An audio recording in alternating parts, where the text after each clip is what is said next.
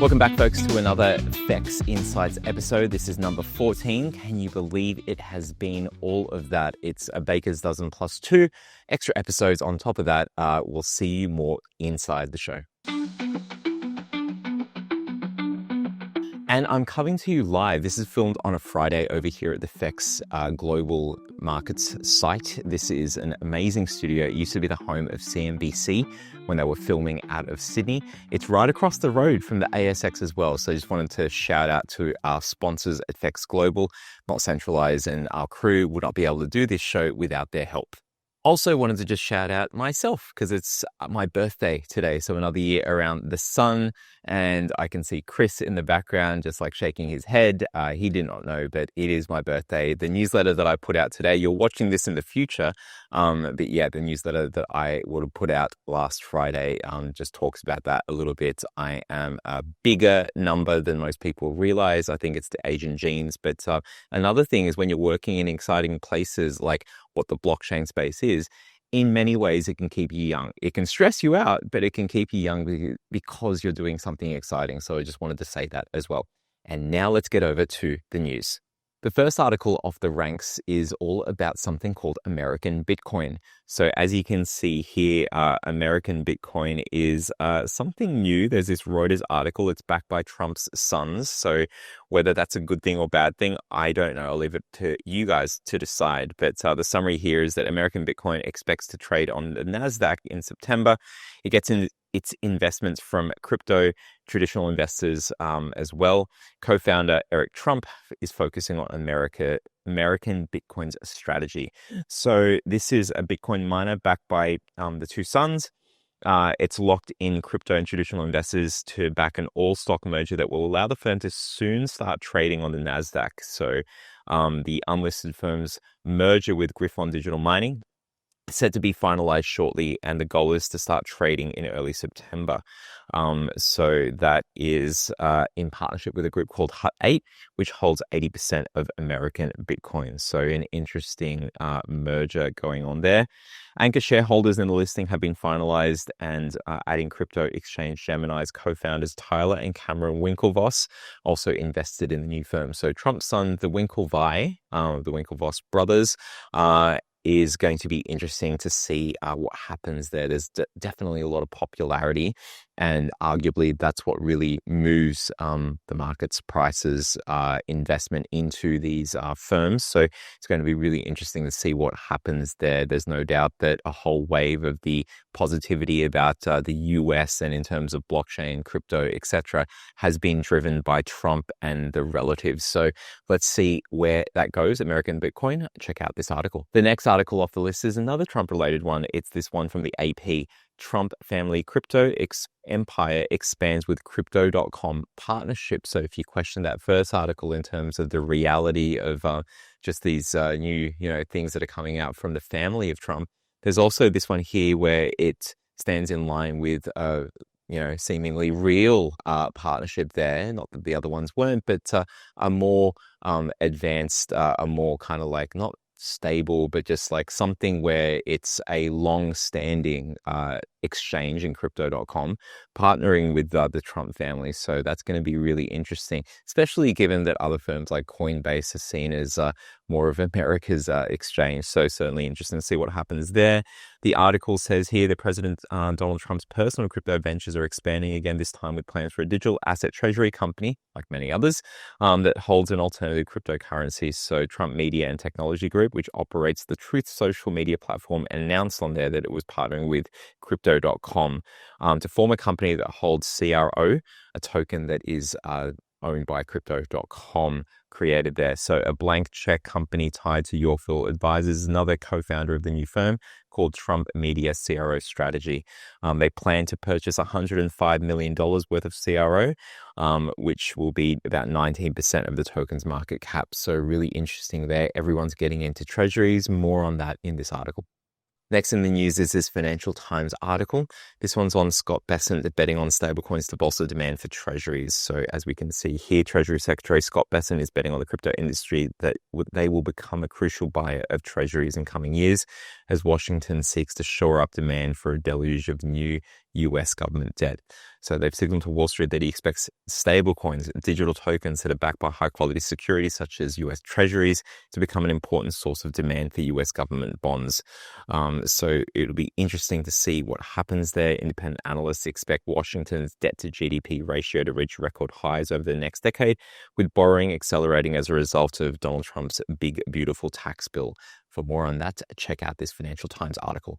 Sticking over to the Financial Times, we've got this opinion piece on why Bitcoin treasury companies are a fool's paradise.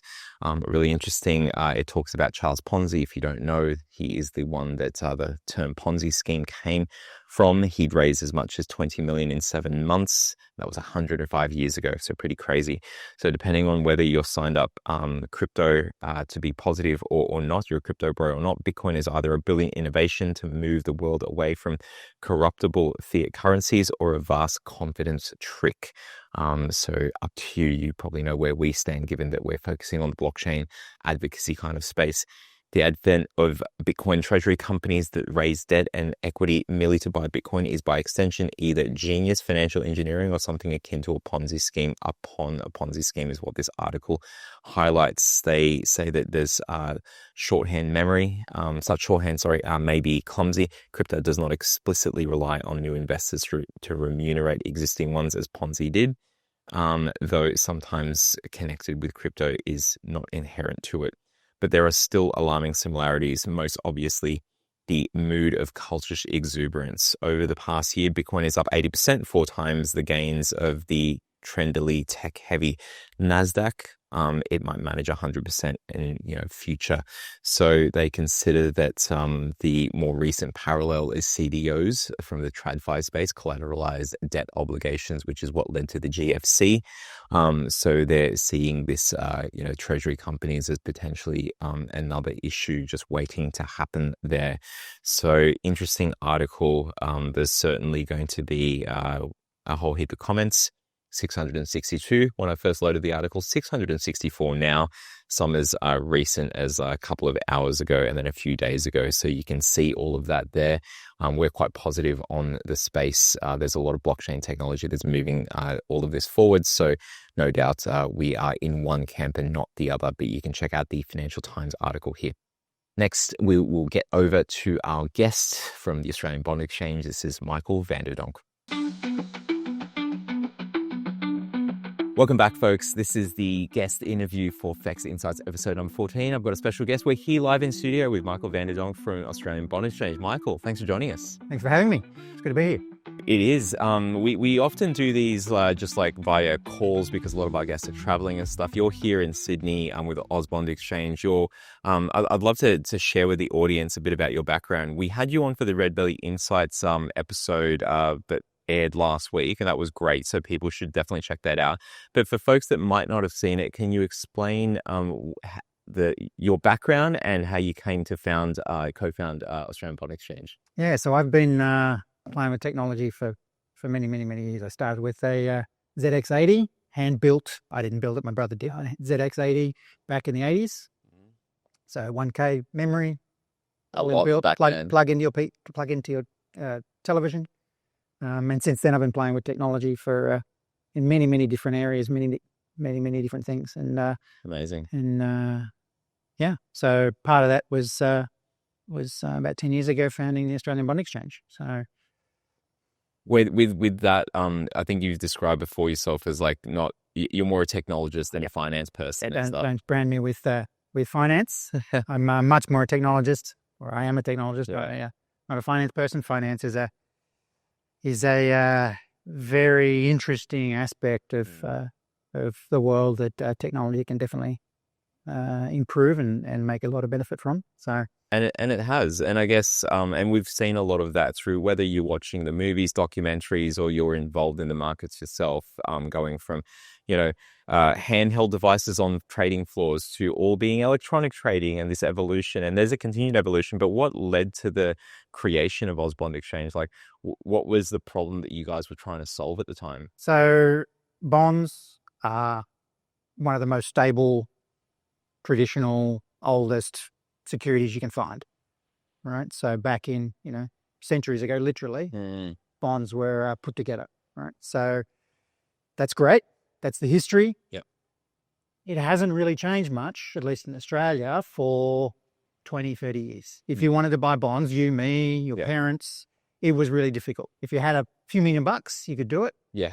But until we came along, Yeah. that was your only opportunity to buy bonds directly.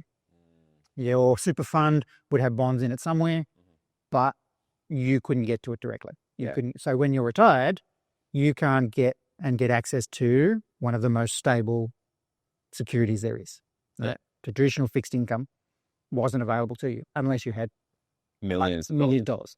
That is such a shame. So 10 years ago, that was what we were trying to solve, to bring clear and transparent access to everyone to the bond market. And doing it with the technology at the time, like first of all, just even tackling that problem. And obviously, you know, we do what we can with the best technology available at the time. I mean, I'm sure that we talked about AI a little bit before this, and you're a technologist at heart. So you know this well, that the mathematics of how things work hasn't necessarily changed, but it's just the availability to deliver that via better and better technology is what's evolving. And now we're in this world of blockchain, and we'll get some of the projects that we're getting to work on together between not centralized Oz Bond Exchange and others. But the technology at the time, my question there is like, what was it like back then? Did you see like by piecing things together to create Australian Bond Exchange that it was leapfrogging? Was it more about the access and just making things more efficient so that people could get the ability to trade these things that they normally wouldn't before, or was it something else? So it was many, many things. So like I said, it hasn't really changed in decades. Case in point, one is access. Okay. We wanted to solve that access problem. Another problem is the way the entire market works. So I'll give you an example of that. In the biggest, most liquid market there is in the world, which is for bonds, which is the US market, 2% failure rate on settlement. So just imagine that. Just imagine that going into a hospital, getting on an aeroplane, driving your car with a 2% failure rate. You wouldn't go near it. No. It's acceptable right now today, and has been for years in the bond market. That's right. great. So, and part of that, there's a whole lot of issues associated with that. Right. And settlement is kind of like the last end of the chain where there's a lot of failure that turns up. The failure happened long before, but the settlement where it happens, right, or where people notice. So 2% failure rate, $2 million a day in fines. That's just in fines. Yeah. Forget about all the people in infrastructure that need to be put in place so that you can solve that problem. Yeah. So, you've got a settlement failure, you've got to chase around, millions of dollars of transactions a day failing. And solving that problem was another part of it. All right. And there's a whole lot of other stuff associated with that. Where do you get the money from? How do you get access to the money? All this kind of stuff. So at the Bond Exchange, we've done a lot of advanced for the bond market, and not necessarily for traditional markets, like getting direct access to the new payments platform. Yeah. For settlement. Yep. Right. So you would know it as Osco, right, where you can transfer money to your friends, and you send it and they get it in the next second. Right. Being able to do settlement using that methodology. Right. Stuff like that. Interesting. And bringing that to our clients to make their lives better. Make it easier for them to transact, make it clearer, more transparent. I think it's interesting with it, whatever technology that there is, whether it's AI or it's other emerging tech like blockchain, and maybe even quantum is going to have this when it starts to become more mainstream, but people don't really appreciate how good things can be unless you compare it to how things were. So that instant settlement versus T+2. And there's still many traditional kind of services where it is still T+2 for international transfers, etc. And we've just got this great opportunity ahead of us, like right now, especially with Project Acacia. So I want to talk a bit about that, where it is, Arturo likes to call it, we had our Australian DeFi Association meetup on Wednesday. Arturo likes to reference this as my colleague Arturo as a reference use case, and a thing that other projects can point to go, okay, well, here's how we're going to use the technology to make things better. But let's just talk, take a big step back. To you, what is Project Acacia to you and the Australian Bond Exchange? What does it mean in terms of being able to showcase, the cool things that we can do with blockchain? Yeah, so it definitely is some of that let's show what we can do, the cool stuff we can do with blockchain. Mm. The way I see it is another step towards bringing a whole bunch of technology to a market, not just the bond market, but finance market in general. Yeah. And solve a lot of the problems that the finance market has been trying to solve for many, many years. Yeah, interesting. Right. So this won't happen overnight. Even if through this project Acacia, we discover some method that is perfect, with no issues, no problems, right? It's not going to happen, but assuming we do, that's still not going to change the market overnight, right? There's still going to be a whole bunch of other things that come along from that we need to solve for that are not technology solvable. Yeah, right. Right. So, legal, people, all that kind of stuff that comes into play. Right. So, however, doing these kind of pilots, real world pilots with real money at stake, with businesses invested and proving that it works is a big shift and allows the door to open and go, here's an opportunity here. Let's step into that opportunity and see what happens. That's interesting. Because you said they're like real money pilots. There's, I think, 18 or 19 of them that are real money pilots. There's a few POCs where it's not real money, but they're proving certain points there. And another aspect of this is just the sheer amount of collaboration that goes on, because I haven't dived too much into the other use cases. There'll be more news about those. They've announced all of the use cases with a simple paragraph on each, so not too much detail. But with the pilot that we've got, which is like this end-to-end securitization workflow where we're taking invoices on the one hand, creating bonds off of them, making them tradable on the Australian Bond Exchange and having a buyer come in. So we could have just tackled any one of those single things, but through collaboration, we can do this thing end-to-end. What does that kind of mean for a pilot like this? I'm sure you've been involved in many pilots over your technology career, but what does, bringing together these sorts of groups mean? So this is exactly the usefulness in these kind of pilots. Because you have multiple steps in the chain and a full end-to-end solution, you can go, okay, here's the presentation, here's what we've done. Yeah. And that sets up a framework. That sets up a ability for other people to go, oh, well, if you can do that and that, what happens if I do that and that over here? Yeah. Or that and that over here? Right? It gives them a bunch of ideas. And I've used this metaphor many, many times. What's that? Your Uber, we've all used Uber, right? TikTok, those things would not exist without your iPhone. Yeah. Right? They just wouldn't exist. And no one wouldn't be missing them either. So this is that same kind of thing. Here's some infrastructure. Here's an iPhone in a new sphere presented to the world, and other people come along and take that idea and go, well, I can apply that to my business, or I can apply that here. And suddenly a whole new avenue of business, a whole new thing turns up. And that's where the interest for me, at least, is not about doing the pilot. The pilot's a pilot. Sure. We can learn a bunch of stuff. Great. Yep. But it opens up, okay, what's the next thing we're going to do? We're going to answer some questions. Yeah. Right? And say, okay, that's not how to do it, or that's how to do it. And we're going to be able to ask a whole bunch more questions That we couldn't even have thought about before until doing this. Correct. It's really interesting because I think that people may look at this and just see the term, it's a pilot. And it's like, okay, well, I want to see something real world, but we don't get to anything real world. Or like you said, like there's all these steps, not just the tech, but the legals, the other aspects that are needed to get things like going. Until you actually do these first steps, we can't just leapfrog, right? So I think that's really interesting. One of the themes that we've got as part of our Project Acacia has been around what we're calling eligibility and trust kind of frameworks. From a bond market perspective, how critical is it to know who the end investor is for you guys? And how do you think that on-chain infrastructure can help with compliance? So this is another aspect of the bond market that people just don't realize. Right. There is no central repository of who owns what bond. Yeah. I mean, it works out. Ish. To a two. But no one knows who owns what. Yeah. Right? Which means that has a whole bunch of side effects. Yeah. One of those being so a bond is just a contract. So I lend you money, essentially. You've signed up the bond. You then pay me interest every period, whatever that is. And at the end, you pay me back the money, just like a house loan. Just like a house loan or any kind of loan, you can change the terms of that loan if you get my agreement. Yeah. Right. So you go, I need to pay you more interest. You need my agreement. I need to change, whatever it is. Yep. Which is great if you know who I am.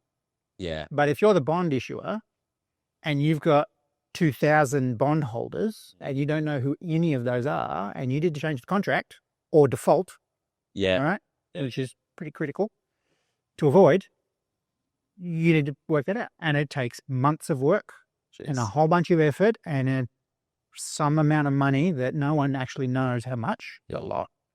Right? That's to solve that. If it's on a blockchain, yep, suddenly we have a registry of who owns what. And so if you need to change the contract, you can do that within 2 or 3 days. Yeah. As opposed to months, literally, to do it. It's like a big reconciliation problem. Correct. And that just turns up, not to trying to solve that problem, it just turns up because we've put this thing onto a chain. That is crazy. And like the iPhone, yeah, suddenly that enables us to do a whole bunch more stuff. Yeah. Like you want to communicate with your bondholders. Yeah. Because you're bringing out a new bond. Who are your best people to contact to issue your new bond to? People who currently hold your current bond. Yeah. You know who they are. Now, you may not necessarily know who they are, depending on the contract, the thing, but you could identify them. But are they contactable? Contactable there. Contactable. So you can then market, for want of a better term, to them and say, look, I've got this new bond coming. Yep. Get in early and we'll give you a special rate or whatever that is. Suddenly that becomes available, where currently it cannot. That is crazy. And that's just one idea of an infinite number that people will go, well, if this technology is here, what can I do with it? On-chain seems to be just a thing that people need to more and more kind of like see that this can actually change how we do things in a positive way. And it's not just for the trading side of things and the investment side of tokens, but it's also like, you know, we've seen in projects that we're looking at that we've started, actually Arturo started where with in the Middle East, the education department of Qatar, the labor department is looking at student credentials, putting that on chain, because now that it's on chain and not necessarily real time, but at least recording it via the APIs on chain, you have this record of like where the skill sets are. Yep. And so that if there is demand for certain types of skill sets in the labor markets, it can be seen whether or not they're able to fulfill that because they've got that communication that you spoke about there. And that's just taking, you know, what you described and how can this be used in other aspects? It's nothing to do with finance. That's education. But you can use the same kind of reference use cases there. I think that's going to be really interesting. But going back to it, like you highlighted there, one of the problems that comes with potential real world integration, I think a big challenge, and, you know, we spoke to that a little bit, but let's dive in, is integrating with off-chain legal and operational processes is how I've described it in the questions. Because people go, okay, great, the tech works. Doesn't mean it. For anyone, I think maybe this is a lesson for folks that are watching this, that any kind of new tech, proof of concept, great, but getting it out into the real world, there's so many more headaches that come from that. Yep. What do you think this means, like with Project Acacia? Like we'll get this out, it'll finish at the end of the year, but even when it is out, and we'll be able to test a few things along the way, maybe even the legals and how, you know, some of the off-chain processes work. But where would you think that we get to, and what's the road ahead like after that, you know? So this is a big part, or at least I see a big part of the Project Acacia. Technically, what a lot of the people are doing is not such a big stretch technically. Okay. Yeah. Right. There's a whole bunch of issues that we need to solve. Sure. But from a technical perspective, it's been done many times previously. Right. Again, I'm speaking somewhat out of turn for some of the other pilots, but, you know, from the high level that we've seen, we can see that done elsewhere. That's a good thing, though. And it's Ian. I'm not. Ours is the same, right? Yeah. Our pilot is exactly the same. We're not really doing anything new and exciting, except we're doing it real world, right? Which brings its own problems, which is part of the reason why we're doing it, right? And part of those problems, and one of the big things that any one of these participants can't solve on their own is exactly the legal. The people components, the wider industry components can't be solved just by some new better mousetrap. Yeah. Right. For want of a better term. Yeah. So, a big part for me already. I've got a list of a number of questions that I can't answer. I'd love to be able to answer, but I can't because they're regulator questions to answer. They're lawyers. That's actual law needs to change. Right. So, for example, we're settling with CBDC, central bank distributed currency. Yeah, that's awesome. But in Australia, it's not legal currency because the law is very specific about what legal currency is. So it's got to be something other than that, or the law has to change. Yeah. Right. And so it's these kind of questions, need to be answered. And that brings up a whole bunch of other questions along with that as well. Right. Stuff like, okay, so let's say we change the law to make it currency. Sure. Cool. Awesome. I can now mint coin. Yep. Awesome. Yep. If I mint central bank distributed currency, am I counterfeiting? What is the law? What does that mean? Yeah. Right. So, Because we only have the mint, like what do we mean? Which is not the RBA. It's different. It's a different business that gets licensed to print money.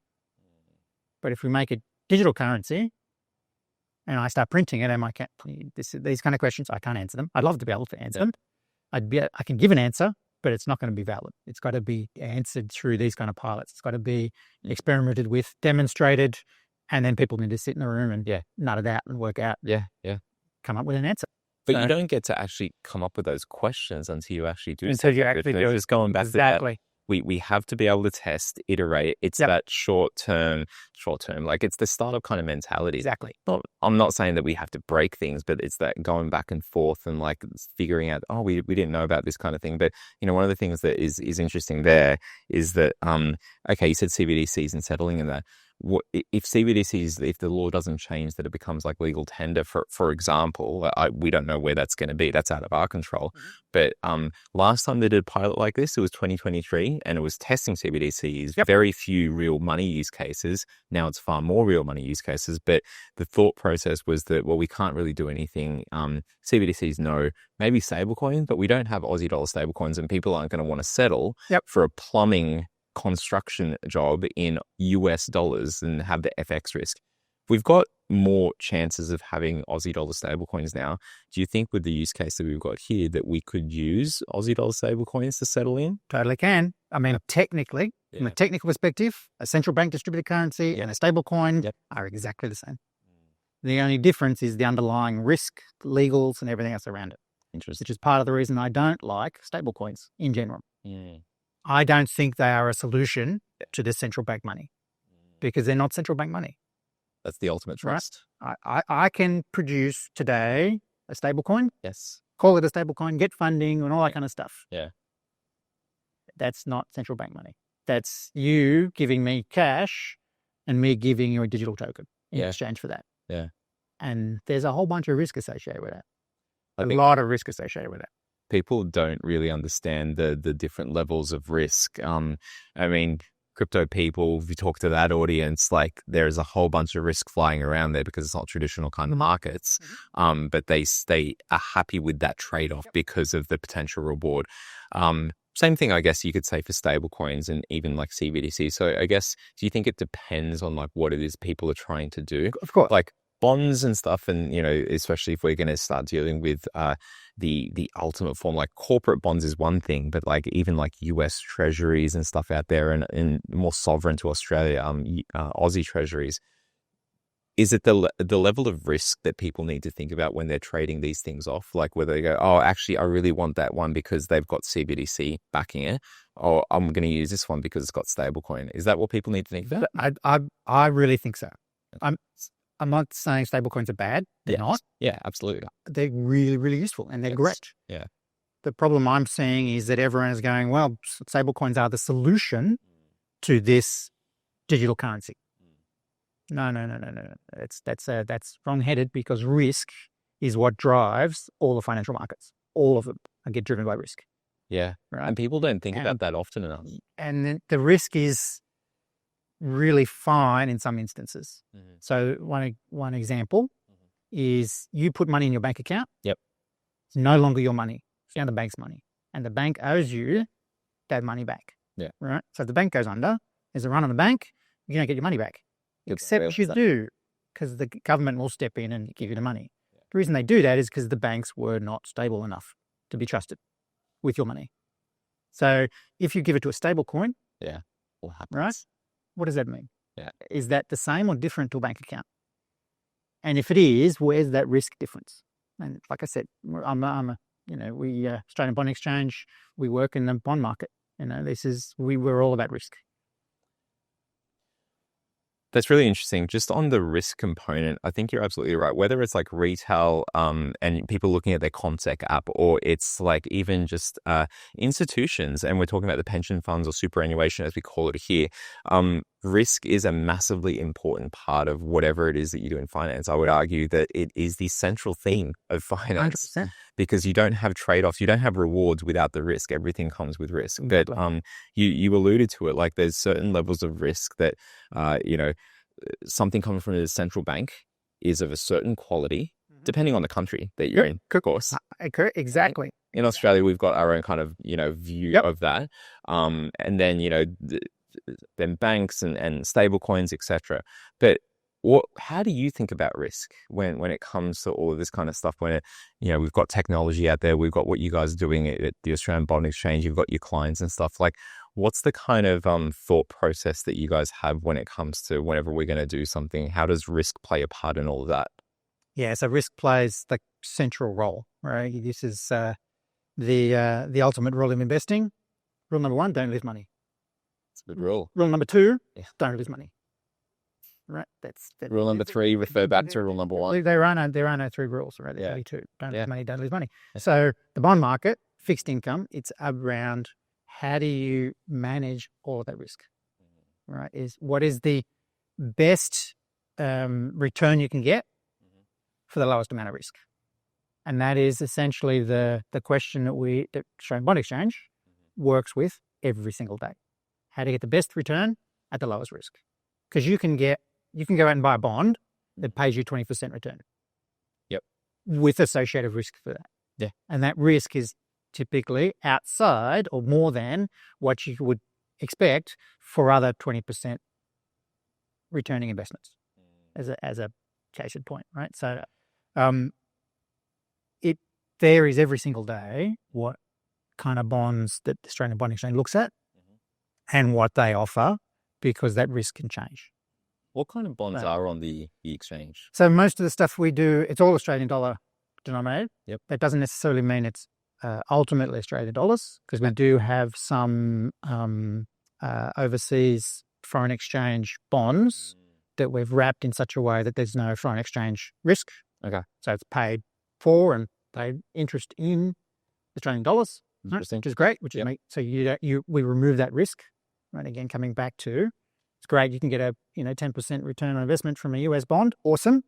But you've now got foreign exchange risk. Yeah. Right. Which adds to that and complicates it. Right. And for most people, that's way too complicated. Interesting. So typically at the moment, it's around 7% return.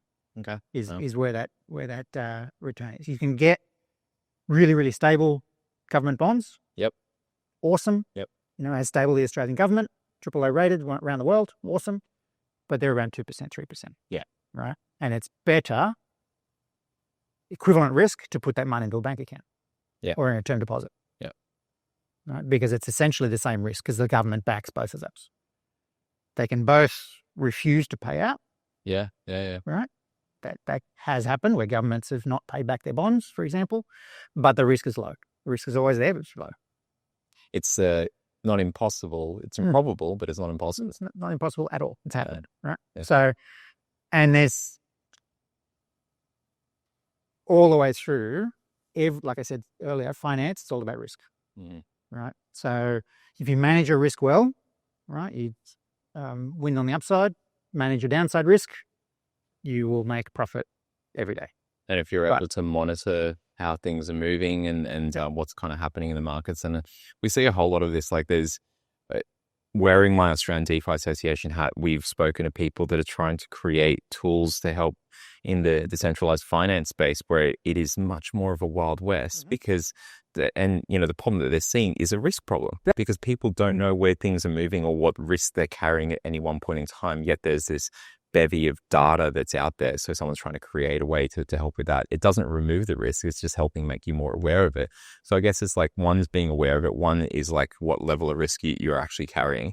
What kind of investors are, is it insto? Is there retail? Like who are the investors that are actually buying the? So we do, the Australian Bond Exchange does the whole range of investors, all the way from insto, from, overseas buying $10, $20 million of that single clip of new issues, all the way through to mums and dads who are retired buying 10 grand worth of a bond. Brilliant. So the whole lot. It's available to that whole spectrum. Whereas you said at the start, millions of dollars is, then you can get in the door to the old way of doing it, non-electronic, etc. So, okay. So, and talking about part of what I said earlier in terms of clear and transparent for all investors, that's a big part of the essence or the way Australian Bond Exchange works. So you're not centralized pilot where you have the issuer and their backing, if you will, where they get their income all the way through to the bond. He's bringing that transparency, right? So you as an investor, or me as an investor, your viewers as the investor coming in looking at this bond can actually trace potentially through that issuance all the way through to see, before they buy the bond, what is the current income of the issuing company. That's it. Are they going bust or not? Yeah. That information is available if you've got the resources, if you've got the time, if you've got the effort. Yeah. Right? You can find that out. Yeah. Most people won't bother. Yeah. They will look at some report from 3 months ago. Exactly. Or later, last year's financial results and go, oh, yeah, okay, it's still good. And then make the investment choice. But this technology allows us to change that and bring that transparency all the way through to the mums and dads who won't have the time, resources, or expertise to be able to make those decisions. Interesting. And it's even like this thing, it makes me think about what happens when just thinking about traditional finance and say equity research and these months old reports. Even if you do something much more real time, the information typically is stale, but you're working off the latest annual earnings and stuff like that. That's fine. When the world moves to something far more on-chain, and I'm talking about on-chain, not where everything's transparent and all your margins are being shown, but using, selective disclosure, zero knowledge proofs, all the tech to say that, well, who should be able to see those transactions they're allowed to. But an on-chain world could mean that the reporting of figures and numbers that are necessary for understanding risks and being able to trade off that is potentially revolutionary when it comes to being on-chain. So... And then adding AI into the mix as well is a whole next piece.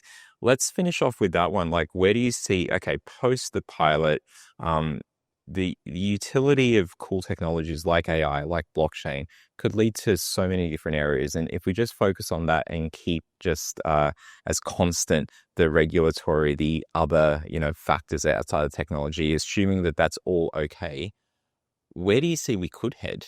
Just on the technology side. So it is, I don't know. I'm pretty good at looking at future trends and being able to pick where they're going and identify what is useful and what turns up. The pace of technology, especially with AI at the moment, is very difficult to keep up with. Right? It's changing every single day. Just in AI, well, forget about everything else. So, finance with its information and again information sharing, and one of the things that will play around in the pilot is who needs to know what information. That's one of the questions, right? In terms of, the regulators can get direct access to who's trading this bond. Does the market need to know or not? Yeah, this is one of the questions we're going to be trying to play with and trying to find, what the answer is. And the answer isn't going to come from me or anyone. It's going to come from the industry. Yeah, right. It's going to kind of evolve, if you will, from market news, etc. But you then apply AI to that, right? And suddenly everyone has access to real-time analytics on investment opportunities. Wow. Right? Which is great for some people, for most people.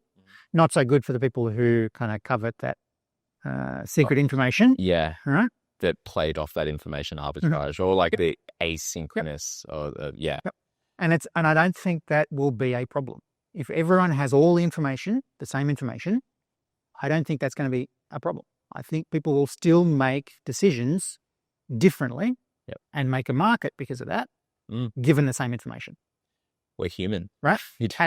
As opposed to how a large portion of the market works right now, where you have some humans who have inside information, potentially illegally or not, and make choices on that to then take money out of the market. Right?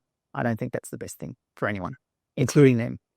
It's funny because it's like this whole just wearing the AI hat completely, people worrying about like, oh, you know, what happens when AI takes over the jobs that we've got right now? And it's like, there's the key figure there, like the key phrase, part of the phrase, it's right now. We are so great at coming up with new things. We're not all shoveling horse poo off the roads. 100 years ago, we would have been farmers. Yep. It's very different now. So we find something to do. And so the markets, like you said, they're going to find, well, even if you gave the same bits of information, the same two different people, they're likely going to come up with different insights off that. So so you are right. We find something to do, and that's one of my concerns with AI is what we find for us to do with ourselves. Right? Whether that's good or bad, I don't know yet. We'll find out. I'm excited to find out. I just don't know. Well, you know, I think it's better to be in the mix of knowing how these things work when you do find out, because that's the unknown that almost just shocks you. It's interesting. People say, well, should OpenAI have held off of ChatGPT and released it, you know, years later or whatever? And it's like, I think it would have been too much more magical and shocking if they had this, not that it was drip fed, like it landed with a big bang in November 2021. But still, it wasn't as good as like what it is like right now. And today is the worst it's ever going to be. Oh, exactly. So if you're not already using it, get in there and start playing with it. Yeah. So because you need to know how it works to be able to use it. Right? I hope that we actually get to showcase some of how AI is useful in terms of what we're doing with the Project Acacia pilot. And I hope that we are able to get you back on the show to talk more about, well, it'll be updates on the pilot, but anything else that, you know, is going on, cool things that are surrounding Bond Exchange that people need to be aware of. How do people reach out to you? What's the best way? Where are you best on? So bondexchange.com.au is kind of the best central point. Yep. We'll feed off to the other avenues that you can contact us, but perfect. bondexchange.com.au. Okay, we'll have that in the show notes. But for now, Michael, thank you so much for your time. Thanks for having me. Cheers. What a great interview with Michael. There was some really interesting stuff that he highlighted there, and we learned more about the bond exchange and just how fixed income is perfect and ripe for the taking when it comes to bringing in more efficiencies in this space. We'll bring on some other great guests and even Michael back on in future. That's it for today, folks. Thanks for watching. Make sure to like, share, and subscribe, and we'll bring on some amazing new guests as well as highlighting the news in the blockchain space. I'll see you there.